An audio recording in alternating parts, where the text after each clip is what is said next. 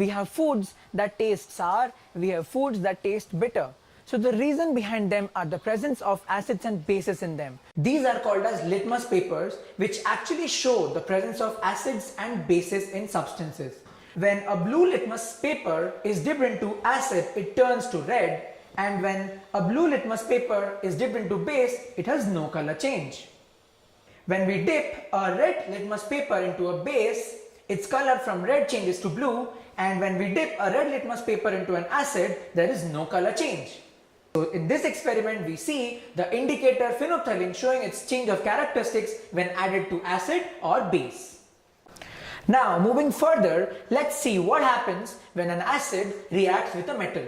For that, I have my test tube here and I have some zinc granules. I put them into my test tube and I slowly add hydrochloric acid to my test tube. That has which metal?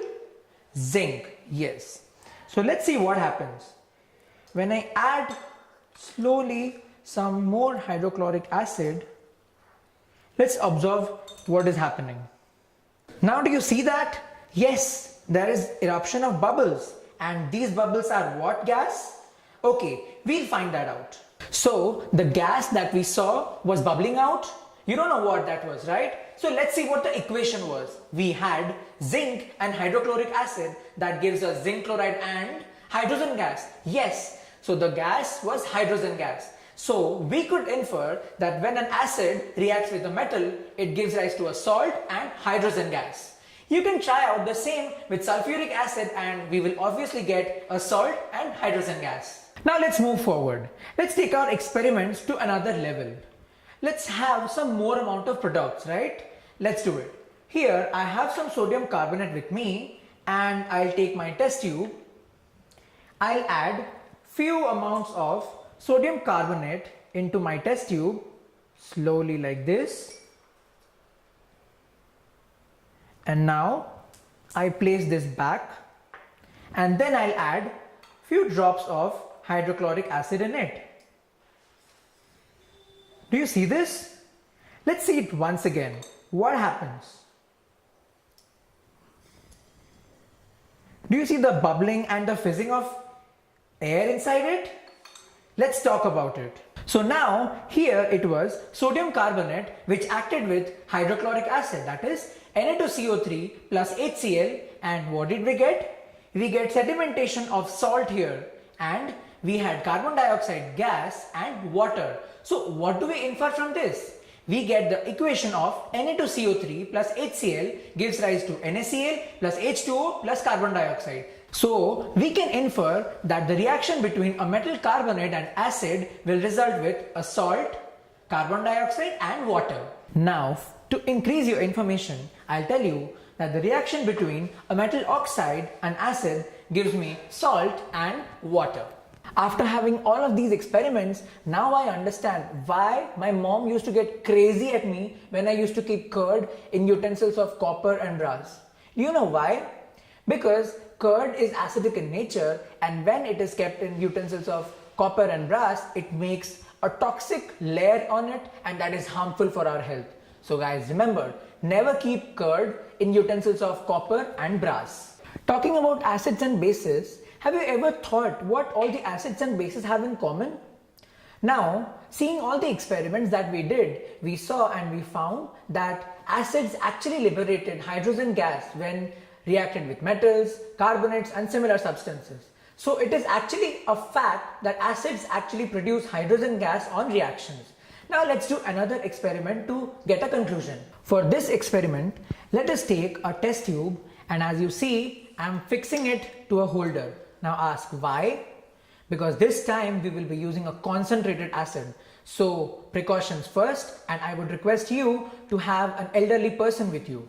Now we will take almost 1 gram of sodium chloride in this test tube. Now let's take some sodium chloride at least, that is the common salt, and I let it go to the base. As you see, I have sodium chloride here. Then we'll take some concentrated sulfuric acid. Now watch this carefully. When I drop it like this, yes, do you see? There is a lot of gas coming out from the test tube. Oh, this gas is actually killing me. Wait, look at this. This gas is actually a killer. Oh, guys, I'm okay. While you're doing this experiment, keep the test tube away from your face. This gas is actually harmful to your health. So, to check if it is acidic or basic, we have litmus paper. So, let's show it to the mouth. Do you see this? The litmus paper actually converts to red. So, what does this show? This shows that the gas that is coming out of the test tube is actually acidic in nature. The change in the color of the litmus paper, as you saw, was actually the indicator to show that the gas was acidic in nature.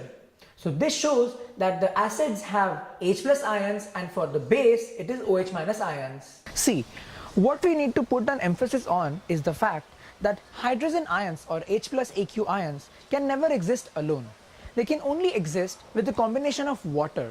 So the hydrogen ions that we see in HCl are due to the presence of water in it. Till now in this video we learned that acids contain hydrogen ions, and these ions are responsible for the acidic nature of these acids. So in the separation of hydrogen ions from HCl, it cannot happen in the absence of water. Okay guys, did you ever think that all the acids and bases are same, or some might be strong, some might be weak? Of course, they are. The concentration of H plus ions and OH minus ions in a solution decides whether it is strong or weak. Now you must be thinking how we can know the concentration, right? The concentration can be measured with the help of a scale. No, I'm not joking. It is actually a scale that is used to measure the concentration of H plus ions and OH minus ions. Now it's right on your part if you are thinking how a scale that we use to make straight lines will be helpful to measure the concentration. This scale that I'm talking about is not just a scale. This scale is called as the pH scale that is used to measure the concentration of H plus ions and OH minus ions. This is basically what a pH scale looks like. You see numbers from 0 to 14. Now 0 means that the solution is acidic and 14 means that the solution is alkaline. In the middle we have 7. So any value more than 7 means that the solution is alkaline, and any value less than 7 shows that the solution is acidic in nature. 7 showing the neutral solution. An acid that has more H plus ions is said to be strong acid, and the ones that have less H plus ions are called as weak acids. Do you know something?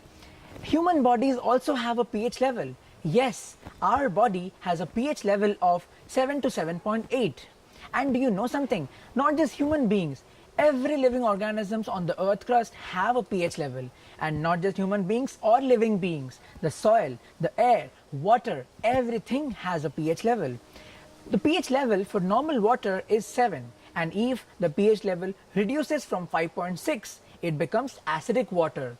And if the rain has a pH level of less than 5.6, that rain is called as acid rain. The optimum level of pH value for plants remains between 5.5 to 7.0. But nowadays plants have adapted themselves to thrive to a pH level of variations. And do you know something? Our stomach also has a pH value.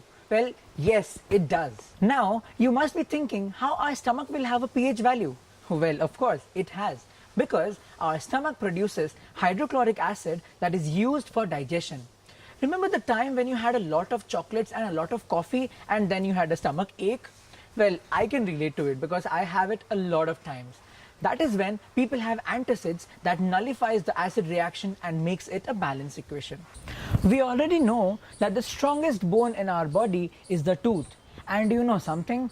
The tooth is also not spared by the action of acids. Because when the pH of the mouth, yes, there is a pH in the mouth. So when the pH level in the mouth reduces to less than 5.5, the acids and the bacteria that is present in the mouth act, and that leads to the corrosion of our tooth, and that leads to tooth decay. Oh, by the way, have you ever experienced the sting of a honeybee? No? The sting of a honeybee also has acids in it, and that is the self-defense used by the honeybee. When an acid reacts with a metal, it gives rise to a salt and hydrogen gas. Here it was sodium carbonate which acted with hydrochloric acid, that is Na2CO3 plus HCl, and what did we get? We get sedimentation of salt here, and we had carbon dioxide gas and water. We get the equation of Na2CO3 plus HCl gives rise to NaCl plus H2O plus carbon dioxide. The change in the color of the litmus paper, as you saw, was actually the indicator to show that the gas was acidic in nature. So this shows that the acids have H plus ions and for the base it is OH minus ions. It is actually a scale that is used to measure the concentration of H plus ions and OH minus ions. So any value more than 7 means that the solution is alkaline, and any value less than 7 shows that the solution is acidic in nature, 7 showing the neutral solution. So when the pH level in the mouth reduces to less than 5.5, the acids and the bacteria that is present in the mouth act, and that leads to the corrosion of our tooth, and that leads to tooth decay.